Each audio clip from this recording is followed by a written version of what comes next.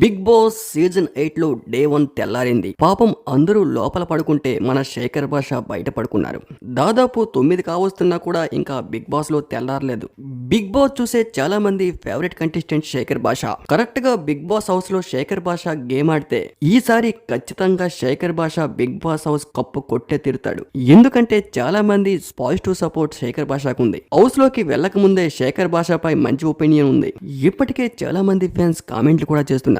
ఈసారి big boss season 8 winner ఖచ్చితంగా శేఖర్ భాష అని. కానీ గేమ్ లో ఎక్కడైనా తడబడినా, అనవసరమైన విషయాలకు మాట్లాడుతూ నెగిటివ్ అయినా, వేరే కంటెస్టెంట్లు ఎవరినైనా ఇబ్బంది పెట్టినా శేఖర్ భాషపై ఉన్న పాజిటివ్ ఇమేజ్ మొత్తం పోతుంది. ఎవరిని ఇబ్బంది పెట్టకుండా తన గేమ్ తను ఆడుకుంటే బిగ్ బాస్ సీజన్ 8 విన్నర్ ఖచ్చితంగా శేఖర్ భాష అయిపోతాడు. కానీ గేమ్ లో ఎక్కడైనా అనవసరంగా ఓవర్ యాక్షన్ చేస్తే మాత్రం హౌస్ లో చాలా ఇబ్బందులు ఫేస్ చేయాల్సి వస్తుంది.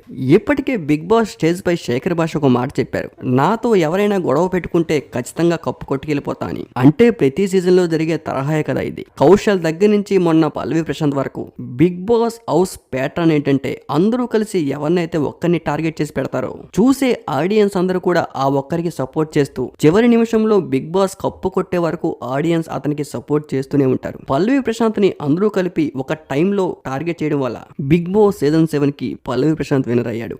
మరిన్ని లేటెస్ట్ ఇంట్రెస్టింగ్ అప్డేట్స్ కోసం మన ఛానల్ ని సబ్స్క్రైబ్ చేసుకోండి.